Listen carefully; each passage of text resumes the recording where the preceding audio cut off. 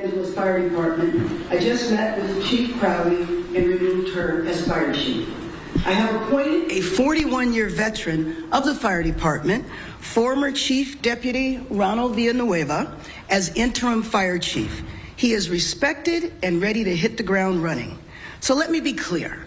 Our firefighters acted heroically during the Palisades fire, and they act heroically every single day. That is without question. Bringing new leadership to the fire department is what they and the people of Los Angeles deserve. As you know, I have called for a full investigation of everything leading up to January 7th. A necessary step to the investigation was the president of the Fire Commission telling Chief Crowley to do an after-action report on the fires. The fire chief refused. We all know that 1,000 firefighters that could have been on duty on the morning the fires broke were instead sent home on Chief Crowley's watch. These actions required her removal. While the department is in the experienced and expert hands of Chief Villanueva, my office will lead a national search, and I will speak directly with firefighters and Angelenos about what they want to see in the next fire chief. Yeah, but, you know, the interesting about this part is that she was in a whole nother country and she refused to even say what she was doing in a whole nother country when she was met by reporters at the airport. So, you know, I'm not going to completely remove responsibility from anybody. Who's going to hold Mayor Bass accountable over there in Los Angeles, especially after the exchange that she had with Trump, in which he was telling her that she basically failed the people over there in Los Angeles, but they were still going to come to the aid of the people in Los Angeles. And that was right after Trump became president of the United States of America, when you heard nothing from Biden, you heard nothing from Kamala Harris, who was the acting president and vice president of the United States of America at the time. You know, I believe that this is a cover-up. I believe that this is her trying to save herself in the face of the American voters. Unfortunately, she is the one that can exert power over the fire chief and all of that other stuff. But nobody can really remove her unless it's Gavin Newsom, similar to Kathy Hochul over there in New York. But I honestly believe, even though responsibility needs to be extended across the board, I don't think that anybody should be keeping a job after what happened over there in Los Angeles. And she is the one. Responsibility goes up. Accountability goes up, not down. I will use a similar process as I did in searching for our police chief. The business of the fire department and the city will continue. Our heroic firefighters are on the job in our firehouses, engines, trucks, and ambulances.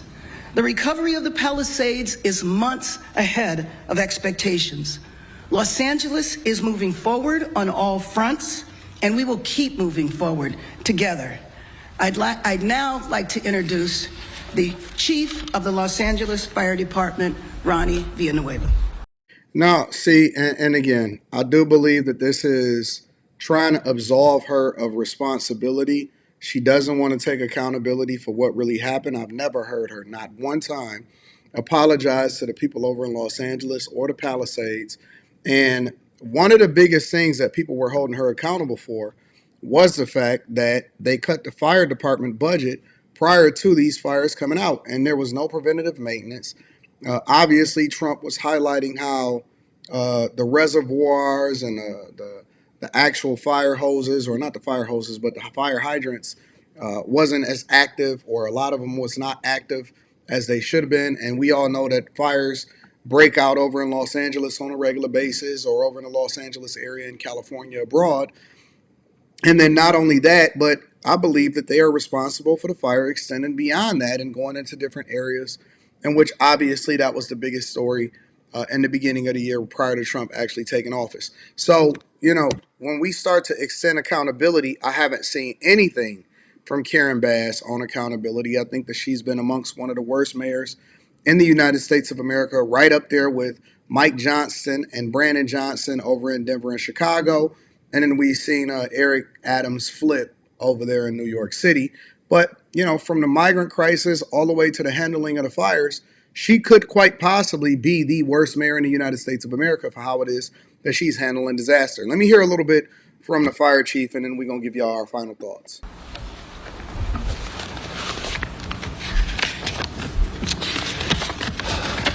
Well, thank you, Madam Mayor. I am humbled by your confidence in me. I've spent 41 years at the Los Angeles City Fire Department, working alongside the finest fire professionals in the world. Leading them is an honor of a lifetime.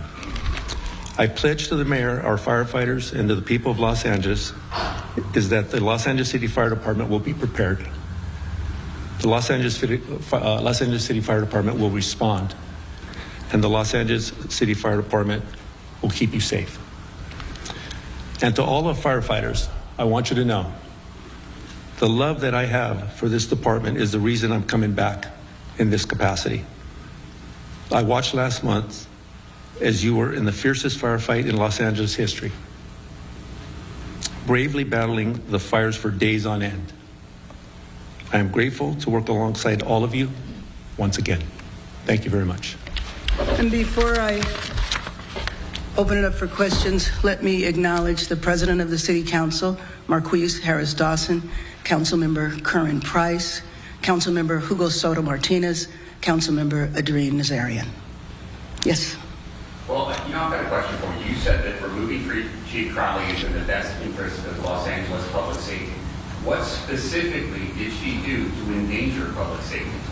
Well, as I mentioned, 1,000 firefighters who could have been on the job fighting the fires were sent home. You weren't even there. You wasn't even in the city. You was partying. You was at a cocktail party in another country, and you can't even take accountability for why you was there on company dime. She wasn't even in the city. The other thing that I mentioned is that I said after the fires were out, after the rain had stopped, that a full investigation would begin. One step of that investigation was to do an after-action report, of which she refused. So we knew the 1,000 firefighters could have been called in the day after the fire. What changed? What changed? Because you said you weren't planning on firing her on January 11th. Oh, well, let me just be clear. As I just said, while Los Angeles was on fire, after that we had rains. I was not going to do anything while we were in a state of emergency. Next. Are we still in a state of emergency? No, we are not in a state of emergency right now. Next question. Mayor. Yes. The chief, I assume you met, I assume this is not a decision you made this morning. When did you meet with Chief Crowley, former Chief Crowley? About an hour ago. And how did the meeting go? It was very brief. And did she tell you anything about why she did what she did? It was a very brief meeting, no. And the investigation Yes. that she didn't participate in? Yes. How did she not participate? Exactly.